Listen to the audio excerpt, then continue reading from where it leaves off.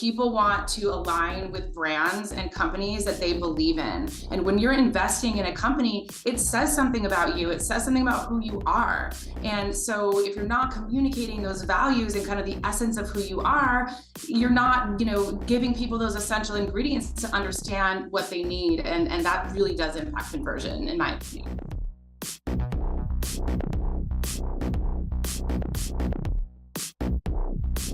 Hello, everyone, and welcome to another episode of Test, Optimize, and Scale. I have an exciting episode for you today here with Sarah Hardwick, equity crowdfunding expert. Runs her own firm, founder of the Crowd Consulting. Sarah's worked on some of the top Reg CF and Reg A Plus campaigns to date. Was internal at Aptera, one of the top issuers of all time. It's going to talk about her agency, everything that has brought her to this point. But it's an honor for me to have you on, Sarah. You are one of the best in the business, and I've been looking forward to today's discussion. Thanks, Jason. Great to be here. Excited. Absolutely. Our vertical is only so big. So to be able to share notes and tactics, strategies with, other marketers in the space is always a privilege for me. And thought we'd begin by familiarizing the audience with your story and everything that's brought you to this point. Okay. Yeah, I think we can dive deeper into kind of the different phases of my career, but just to start off with a quick overview, I began my career, started off as an entrepreneur at the age of 25. I founded a company called Zenzi. I always say too young to really know what was in store, too young to know what it was all about to be an entrepreneur, but it has been an incredible journey. I did transform Zenzi into the world's first values marketing agency. And I can talk a little bit more about some of those principles and the ideas behind values marketing. We worked with brands over the course of 20 years, such as Nestle and Chiquita and Crystal Geyser Water. And I sold that company of Zenzi after about 20 years. And then I came on board in-house at one of my clients, a company that you mentioned called Aptera Motors. And that was a really special company to my heart. And I can talk about really my first foray into crowdfunding and my first foray into, starting a movement and creating a community. And then since then, I started a company called The Crowd, and that's really focused on raising funds through equity crowdfunding for mission and purpose-driven companies that have a story and have a community. So I could talk about anything along those lines. Excellent. You mentioned community and movement for Aptera. What does that mean to you? What should that mean to issuers? What does it mean to investors that are being presented with an opportunity for the first time? What does it mean to build a community, and why does it matter? Yeah, I think you can have the best platform, the best product, you can have, the best website, you can have the messaging sleek, but at the end of the day, it all comes down to the passion and the enthusiasm of the community.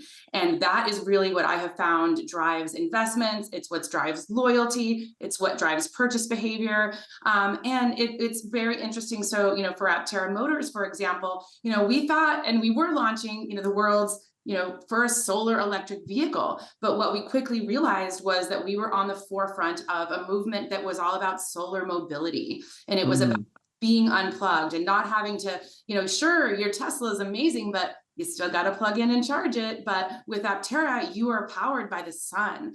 And there was this whole community and this whole group that was passionate about this idea of freedom and of, making a better future, of being more environmentally friendly, and also just creating this freedom for themselves. And so building a community around, your company and your campaign is, I think, the most critical and most important aspect of crowdfunding.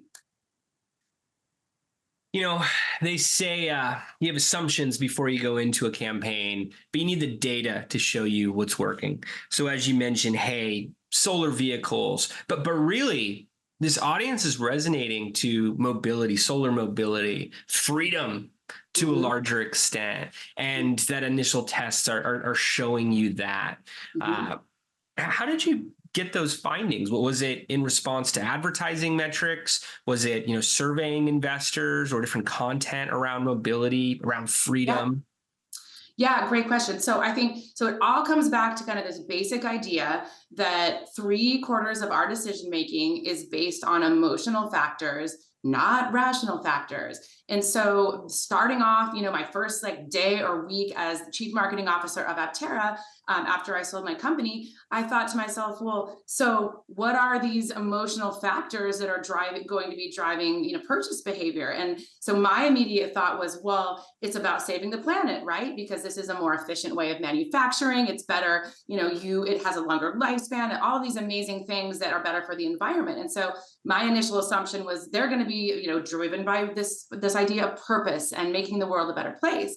But I actually found something very surprising. And so we ground all of our campaigns in, as you said, market insights and research. And so we did research that not just, kind of basic market affinity research, but research that really uncovers why people care and specifically what aspects of the brand or the company that they care about.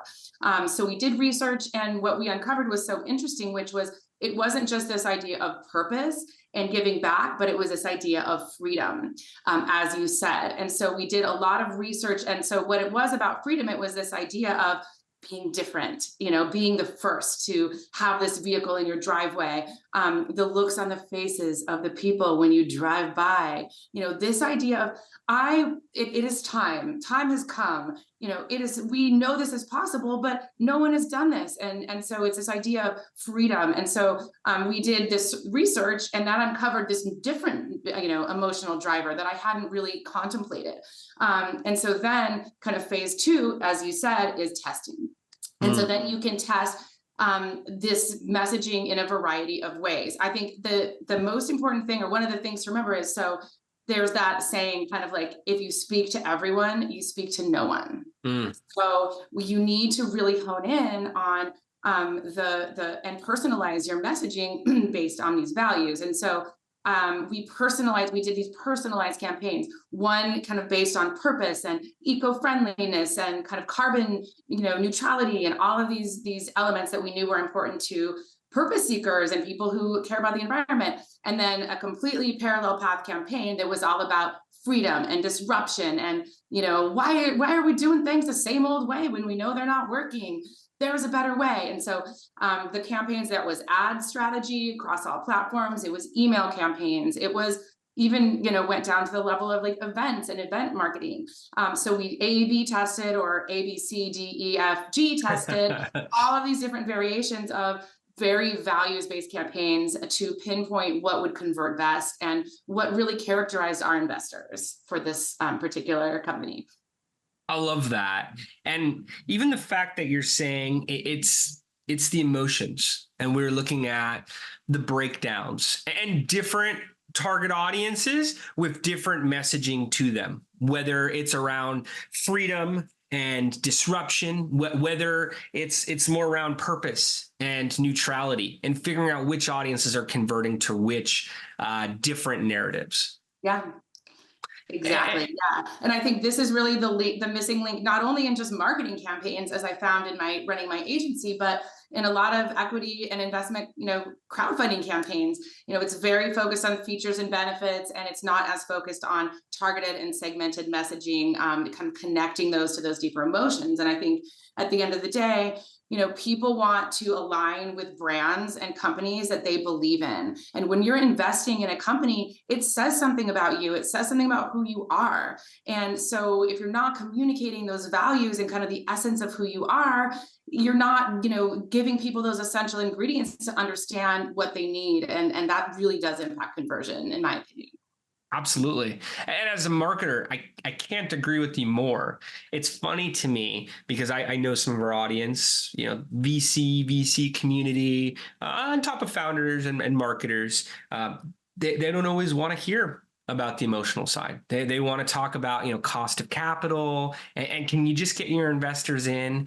But you're pointing to what worked on your campaign, one of the top to date in the space. And it was based on, wait, what is the actual purpose here? What's the mission? How are we going to allow the audience to identify through their investment, because as you said, it matters. It says something about you. And when I've spoken to retail investors, many of them are not mentioning, retirement or other types of upside that would be, very common in portfolio discussions for other types of private equity or, investments that take up a larger part of their portfolio as a whole, but more of the experience. And they want to be part of this organization that is changing things. They want to be along for the ride. They want to talk about it to their friends and be an ambassador to a large degree. So it's amazing to hear that this was what was under the hood at Aptera to be able to hit the results that you saw on multiple campaigns. Yeah. Yeah. I mean, I think, as you said, people want to be a part of something that's bigger than them. Yes. And for Aptera, they want to be a part of the future. And so, yes, you have to have all of the proof points around why this is a smart investment. There's different parts of the brain and they work in different ways. And so, of course, it's really important to be able to back up the emotion with this rational, concrete information. But at the end of the day, they want to feel something. They want to, be a part of something. And I think that's the kind of a missing ingredient, I think, in a lot of campaigns. And I think, you do need both, and it really has to start from the heart. And then you're producing numbers that the VCs, everyone can align with and be able to scale from there. We have a lot of great, VC partners and investment banks that we work with. So it's not to knock that. It's to show that if you're missing the foundation, you could throw as much traffic as you want at an offering, and it's just not going to produce. The values-based marketing. Could we talk more about that? I know that's what made Zenzi so successful, and sounds like what was the underlying factor for Aptera. What is value marketing? Yeah. So, values-based marketing, it's really this idea about uncovering and identifying these core motivations that drive loyalty and consumer behavior. And consumer behavior obviously is investment. It's pre-order reservations. It's kind of re-upping your investment. And so I think this idea, with Zenzi, so I had my agency for about 10 years, and I look back, all of these campaigns, and what really was the core of what made them so successful, and when did they go viral, and when did they just have a life of their own? And looking back, I realized, gosh, well, they all really had this connection to values. So when we were able to connect to what people really care about, these campaigns were significantly more successful in all areas. And so what I realized was that there's 40 years of psychology research proving, this is all true, and that proving that, as I said, all of our, or 3/4 of our decisions are based on these emotional factors, but there was really no way to tie those to marketing, or tie those to, well, what does that mean for my communication strategy? What does an email blast for a purpose seeker look like versus an achievement seeker? What words do they want to hear? What images should I use? Is it about me and what's in it for me, or is it about what's in it for the community and the world? And so these differences, it's psychology, but no one had ever really thought about how to apply them to marketing. So I actually tweeted out to a professor who is now, part of the team at Alethea Agency, who acquired Zenzi. And I said, hey, he was a professor of happiness and well-being in the psychology department at San Francisco State. And he was like one of the only people at the time that was really studying these values insights. I said, I need a way to measure and to apply them to marketing. And he said, well, I need a job. I need jobs for my graduate students. And so we formed a great partnership where we put them to work, and they helped us to build out this framework for identifying and uncovering values and then applying those to marketing campaigns. And that was kind of the birth of values-based marketing. And it's really been the core of the work that I've done with Aptera Motors and with many companies. And I think when you think about what brands do you love? What campaigns do you love? They all have this element of heart and of meaning. So even for yourself, why do you love that company? Why did you invest? And so those, I think you'll find that values are really at the core of a lot of those most successful campaigns for my clients and for your clients, and probably for many other companies out there. I was always fascinated by why people do the things that they do, and to be able to look at it, as a marketer and determine, or even hear, from different focus groups and surveys, and then be able to build campaigns around it, it can make all the difference. Yeah, like real quick, if you think like the Maslow pyramid, remember like the Yes. old Hierarchy of okay, so at the needs. base, it's like security and stability and kind of you have to have those things. But at the base, there's no place to play as a brand or a company except for price, right? It's like you're just competing. But as you move up, I want to feel cool. I want to feel free. I want to feel awesome. And so really it's about what needs are you filling in people's lives. And so that's really at the core what it's all about is helping to move up kind of this Maslow's hierarchy and going beyond this like the base and really getting into kind of this idea of feeling powerful, feeling like you're cool, feeling different, feeling like I'm making a difference. And so that's what we, companies I think need to tap into to really see the type of traction that Aptera was able to get in their campaign, which was pretty amazing. Absolutely. It's difficult too, because I think so much of that happens on a subconscious level. So even asking the investors, the audiences themselves, they may not say, oh, well, it made me feel cool, or, Yeah. this is what it added to my life. Mhm. Some things maybe, very stand out. They may stand out to them in terms of their decision process, but going extra layers deep, that's where the real value can be at times. And I just love the idea of values-based marketing. uh, Again, direct response, first branding. In advertising discussions these days, it feels like everything is direct response. And what's the return on ad spend? We don't care about the impressions or the clicks or any of the metrics higher up in the algorithm, higher up in the funnel versus the actual conversions and performance. But making the adjustments that have the impact higher up can produce stronger results at the bottom. And a lot of times that's speaking to the audience in a more personalized, more customized way. Even as you were saying, there's different messaging for different audiences. I see that step overlooked by groups on a regular basis. Yeah, and even just quick tip, it's look in reviews. Like people leave clues about their values everywhere they go. And so you don't have to do a super expensive market research study to find this information. Look at what people are already saying. Look at the kind of why they care. So really looking at who they are, what their affinities are. Those can often provide a lot of clues into values that can at least give you a head start. And then from there, that's when you test and that's when you start to optimize and then you double down and scale. But those are, I think you don't have to feel like you have to do all this research. Really, there's a lot that's already out there that you can really take a look at and analyze as a starting point. But even taking the time to research that. So we have a model called the 8-point plan. It's a strategy system. There's a lot of approaches towards marketing strategy. I've just found it to be pretty clean and lean. Any founder could do it, could assign their team for it. And the first 3 steps: industry overview, competitor marketing audit, and target audience, I look at as crucial to running a campaign. You really need to understand the space. If we're going to be marketing securities for an issuer, I really need to, know their vertical beyond just what they tell me on a phone call. So even minimal amount of time to do a few Google searches. We won't even call it research. But then the competitor marketing audit, like you said, there's a lot of findings out there. I'll get to the target audience in a second, but just in terms of what other groups are doing for marketing today to the same audiences you're going to be reaching, I mean, you could stand on their shoulders in terms of success and what's currently working. And your messaging needs to be as strong, if not stronger. And then getting into the target audiences. And again, everyone wants to skip these steps in my experience and just take something live. I like to break them down to a persona level.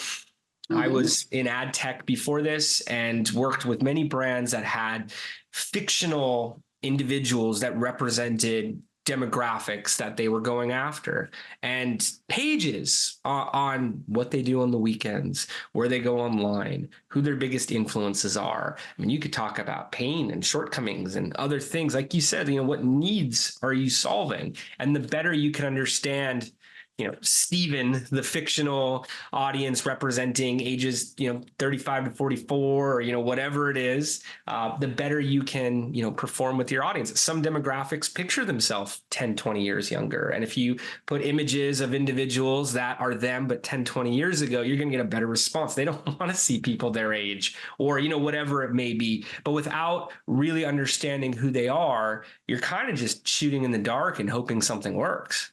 Yeah, and wasting money, I Yeah. mean, it's like what having these insights in advance can save you money because it's going to give you the information that you need to be more efficient. And so I think, sure, throw it all out there and then spend a bunch of money testing and seeing what works. But why do that when the information is out there? And by going just one level deeper, you Mhm. can really help to kind of make your campaigns more efficient and, help to improve your ROI significantly by doing your homework up front. Absolutely. And, groups will hear time or money or, whatever it is. And hey, let's just skip these steps. Let's take something live. But it's exactly as you said, you're going to see better results at the end. I mean, it resonated with me. You said, hey, I got into Aptera. And I know you've worked on so much more. So I don't mean to keep going back, Oh, but no, just that's cool. going off your example, I got into Yeah, Aptera and I said, halt. yeah. Everything that's happening here, we're not getting the responses. We're missing the mark. Let's come out with some new things that we want to test. And, you put that time in to really figure out why audiences would respond and then found surprises with, the freedom and the disruptor aspect of it.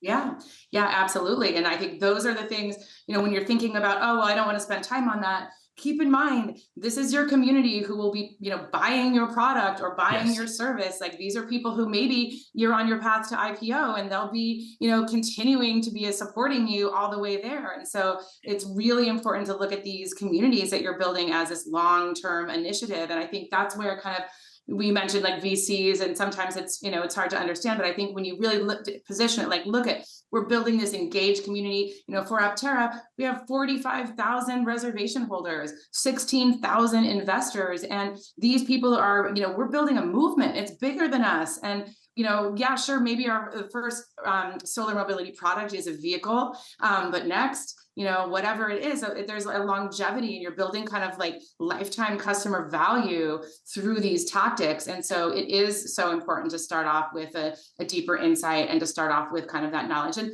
you might be surprised. And that's, it's kind of the fun part. And that's why you kind of got to stay nimble and optimize. But that is just such a critical first step prior to launching anything to really ensure your success. Absolutely. How do you measure, how do you gauge the quality of a brand's mission, of their purpose? You mentioned for the crowd that you're working with brands that have a mission, have a purpose. I think some companies, write something on their website or, their employee handbook and say we have a mission. But what stands out to you in terms of a quality mission, Yeah. a realistic and tangible purpose? Yeah, I mean, I think the purpose, so it should be selfless. It should be believable. It should pass kind of like that 100-year test, like 100 years from now. Ah, Will I still care about this? If I was to go into a totally different industry or business, would I still, care about that? Would I still be focused on that? It has to go deeper. It's really about like, is it bigger than me? And kind of, and that impact. And so I think like, the mission's about like what we're doing now, what we're accomplishing. We're raising this round, we're launching this product. The purpose is your why. Why are you here? Why do you exist? What legacy do you want to leave? And so I think one tactic, so we start all of our clients going through this really awesome kind of vision and purpose building session where we kind of challenge their assumptions. And, they say, well, our mission might be XYZ. And we say, okay, why? Well, why? Why? Well, why? And if you can just keep asking why, then you can finally get to this granular essence of what really drives the kind of them as a whole. And I think when you can get to that, is it differentiated?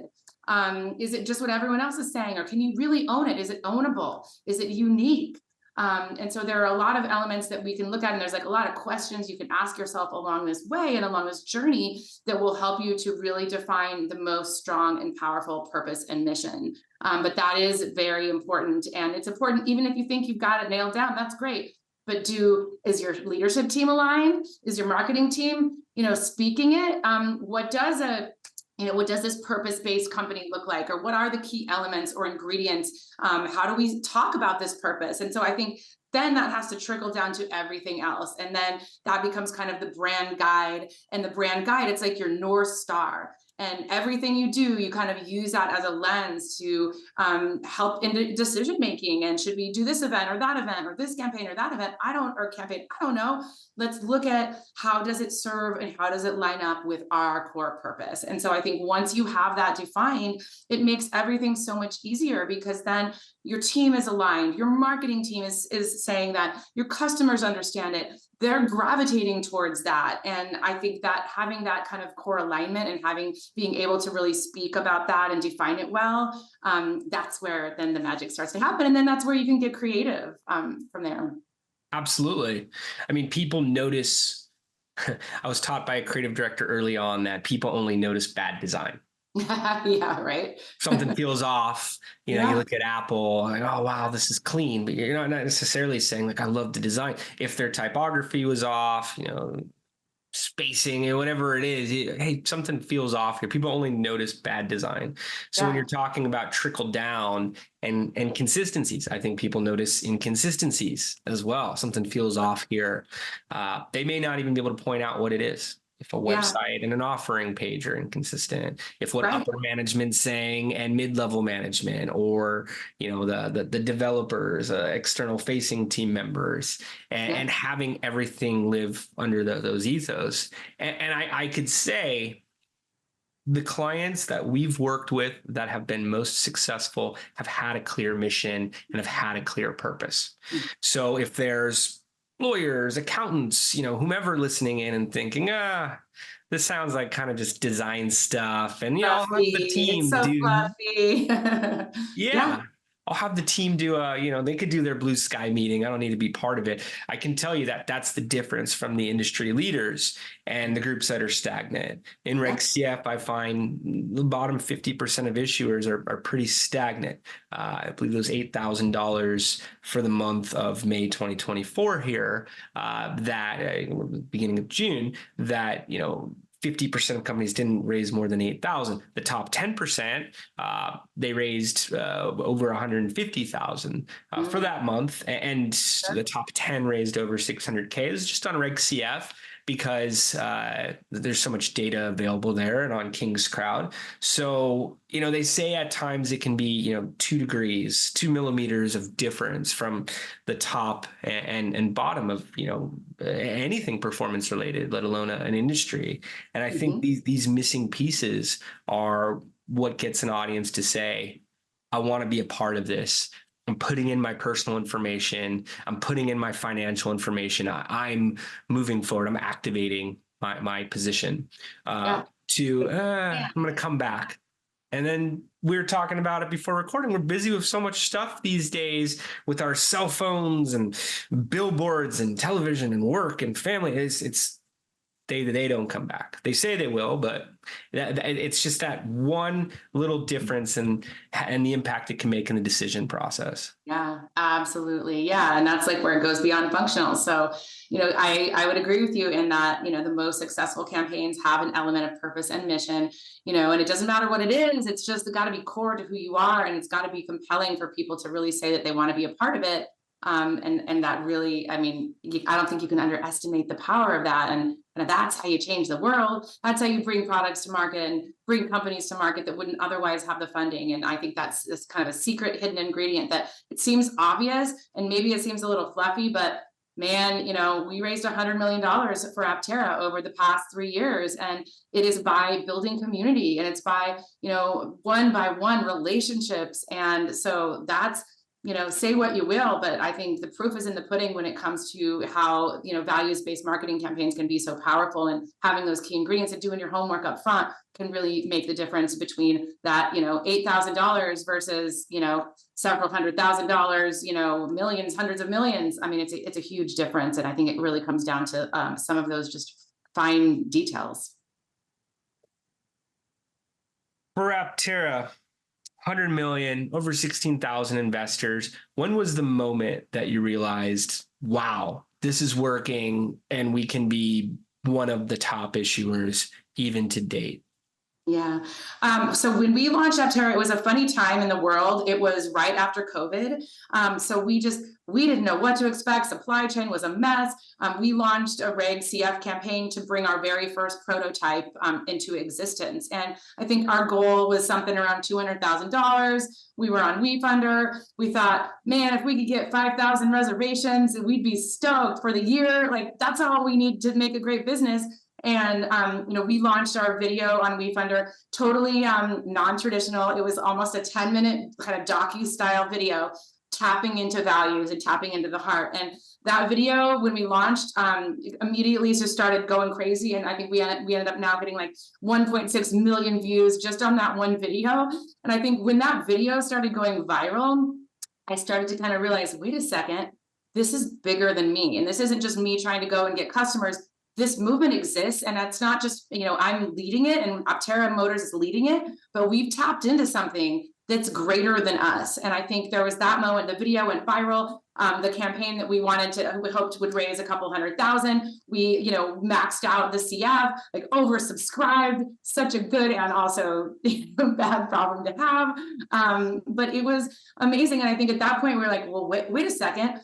Why does crowdfunding just have to be a way to launch our first prototype? Why can't equity crowdfunding be a core part of launching our business? And that's where it was COVID, it was, Ukraine war, and you're running into all these kind of obstacles and challenges where traditional financing, it became very challenging to get some of the larger institutionals and those on board immediately. But we had the support of our people. And so I feel like this is what, in my mind, this is why I launched the crowd. And this is why I think this is so important, because I think equity crowdfunding is a way for companies to bring products to market and actually make an impact where they would never otherwise be able to do. And I don't know whether Aptera would have been able to be as successful. I'm sure we would have launched, but without crowdfunding, it just gave us a platform. It gave us a voice. It gave us our first prototype. I know there's a lot of companies out there and kind of launching with renderings and things like that. I insisted getting the money, and then we got the prototype. We need to show people what we're really doing here. And it's great to paint the picture and paint the vision, but as soon as possible, using those funds that you're raising in crowdfunding to actually show momentum and progress, that's how you can kind of keep things going. And so I think in that moment, I kind of realized it's greater than me. It's a movement, and we have to and I'm going to have to just make it, get my arms around it and inspire this community. And that was kind of really, really the secret where it happened. But I think in that moment I went, oh my gosh, I can't even stop this. I can be a leader in this, but this isn't just Aptera. This is a monumental shift in the way people are thinking about transportation. And, we can actually make an amazing impact, and we can change the world. So that's what we did. That's what we're doing. I feel like that was a mic drop answer right there. I was enrolled. That I love the passion behind it, and you could see what moved the campaign. Even hearing you talk about the moments that you saw, how many views were coming in, and how it was becoming bigger than just the brand with the community, and all of the different social dynamics at play, and reflecting current events and everything happening in the space at that time, in the overall world of private equity investments. Were there moments afterwards that, and I think this is important for issuers to hear, that you questioned whether you should continue with the fundraise? Were there moments that the fundraise slowed down and you weren't sure, but then you continued, and pushing through, you were able to hit much larger milestones? And I ask because I assume every campaign slows down at one point. I've been a part of campaigns that haven't, but a lot of the most effective runs, there's a plateau at a given moment. Did you guys have any of those stages, or was it always just up?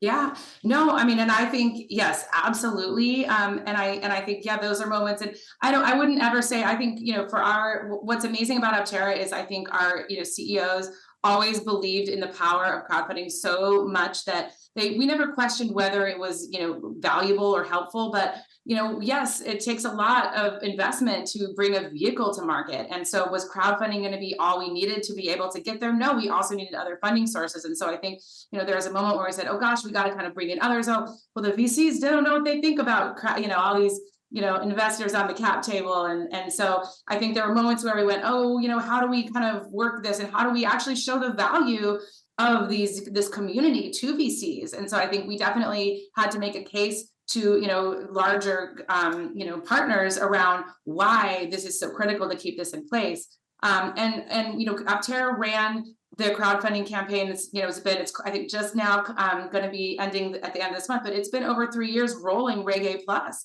So there's a lot of times where it's slowed down and you have to get creative. And I think there are certain tactics and I think certain things that we started to recognize around how to kind of pick those back up. I think, one of the most important, in my opinion, is, as I mentioned, briefly earlier, showing progress. And so if you can show progress, so even though maybe we weren't quite as far along, or our timelines change, and it's a startup and things change, and product changes, and there's things that are inevitably going to shift. But being transparent with our audience and showing them the progress. Hey, well, here's what's going on, and here's where we're at, and here's thank you for all your support, and here's what we did with it. We got the big presses, and we've got those going. We've got these strategic partners. So PR is really huge. Even little announcements to be able to show just the progress in the things that you're doing, small as they may be. I do think they give investors confidence, and it's better to have small little updates of what's happening than quiet. And I think sometimes there's this pressure of like, we don't want to say anything because we're not there yet, or we're not far along enough yet. But I think one of the things that Aptera has really done beautifully is this commitment to transparency and trust with their investors, where they, they'll share and kind of exactly what things are happening, where you may not even, many companies would never get that kind of level of transparency. So I think that's, that's really, I think, important. I think even if it's small. And then I think the last thing that has helped us a lot, we kind of had reached a point where, boy, we really got to get this last little bit. We have all these huge production goals. We need, a significant chunk of capital. So we launched what we call the accelerator program. And that was geared towards companies or towards giving people, the investors, the opportunity to get their Aptera vehicle first. So that was one thing, that scarcity, kind of mentality. Do you want to be the very first? Well, if so, and so we actually ended up raising over 30 million with just that one small program. Wow. People competed, they invested more, they moved up the leaderboard, and we gamified it. And then people loved it, because then they felt like they were a part of it, and they felt like they're helping our movement, but they're also helping, them what they want, which is the vehicle in their driveway as soon as possible. And so I think those are some of the things where you can get creative with programs, and you can utilize some of these tactics, but I think it's about just keeping that open communication, being truthful, being, trustworthy, being transparent, and then keeping it fun and keeping it interesting, and coming up with new ways to engage your community, to get them involved and to continue investing. And, started the question around slowdowns, and you said, yeah, and then getting into creative and ending the question with this accelerator program, and it produced 30 million. I mean, again, that's the difference. And to get to the core questions of the show, and we'll get to the optimization one, because it's that's part of your answer there. What would you recommend for founders to test out towards their own campaigns, towards their own growth? Are there some actionable insights that we could provide listeners, viewers with, that we could recommend here? Yeah, I mean, I think number one, listen to your community, and go beyond features and benefits, and listen for values. And even if you do, I would even recommend, like, maybe you don't have a ton of insights, you don't have the team or the bandwidth to do a huge survey. Talk to your investors, talk to some of your early investors. Why did they invest? Not just like, I thought I was going to get a great ROI, which, hopefully they will, but what was their why? And so I think even just a small focus group or a small sampling of people to understand and talk to them around what is their why? Why did they invest? And then using that to then build out values-based testing and test. And don't be afraid, and don't be afraid to put things out there. And if it works, it works. But segmenting based on these emotional drivers, and trying to really uncover how those impact your investors, and how they impacted their behavior. I think that's a really, really critical kind of first thing to kind of start with, that people could utilize, even if it's just getting on the phone and understanding why, and just continuing to ask those why, and then take their why and turn it into an ad. Make their why that headline, make the why the email campaign, take that why and make the why, bring that to life. And I think that's for the easiest way. And it doesn't require anything except for just listening and tapping into your community. So I think that's a first easy way to start to get some of those insights and then start to iterate. You're paraphrasing the answer from an individual and speaking to an entire audience base as a result. And with ads, you can determine how many people are going to see it. You're buying the impressions, you're buying the traffic. So you're getting it to more of those target audiences. What about when it's not working, and you need to, pivot something on the campaign? How can you optimize? And this is applicable to when it is working. You're looking to optimize towards that A, B, C, D audience that you were mentioning and do more of what's working with the pockets of performance. But what have been the best, most valuable approaches towards optimization for you? I think, first and foremost, having the right tools in place to know when you need to optimize. And I think there's a lot of well, I'm just basing it on how much we're raising, and if that starts to go down. But we had very, very kind of detailed data-driven dashboards where I'm looking at that every day, and I'm looking at by channel how each of those channels are impacting conversion, how many investments, how many leads it drove, how many people actually invested through each of those channels. And so it's having the right data at your fingertips is really critical, and just pushing back. We have had great partnerships with a lot of platforms over the years, and we ran our Reggae Plus campaign with Issuance. And one of the things that was important was to say, guys, we need really good data all the time, because we want to anticipate. We don't want to just wait until we're already going down. We want to be able to really stay ahead of it. And so I think number one, kind of having kind of that data.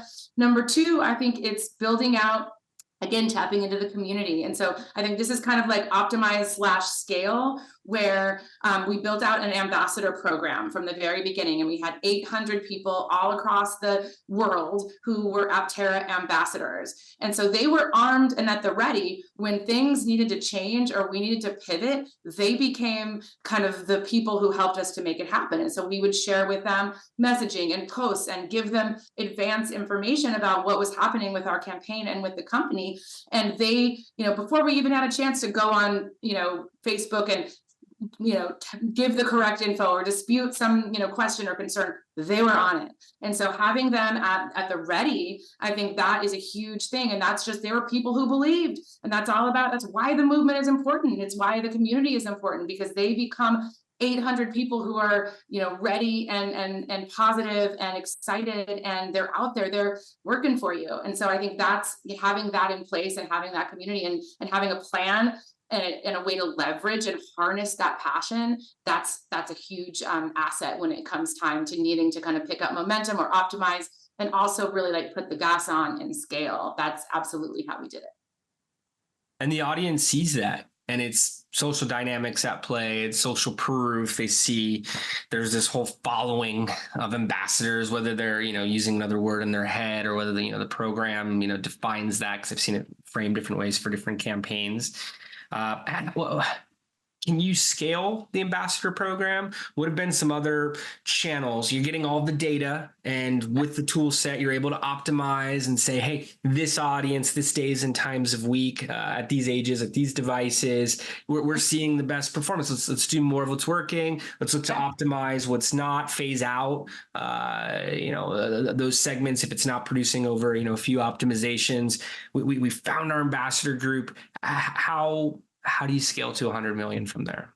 I mean, I think that's where then you can start, one by one, bringing in channels that maybe you can't measure quite as precisely. And so that's always why I start with the channels and getting the data. But then, for example, we take all this data and we learn, gosh, our best investors, our highest converting investors have a really high affinity with tennis, for example. So guess what? We're going to sponsor the US Open women's tennis tournament. We're going to bring Aptera vehicles there. We're going to kind of scale that. Now, it's a little bit, harder to measure and see the success, or kind of but we are growing an audience, and that's kind of where you can start to scale more massively using some of those audience insights. So I think combining some of these online and digital tactics with real world events. We did something similar where we identified influencers. We knew that surfing and kind of leisure and lifestyle was a very high affinity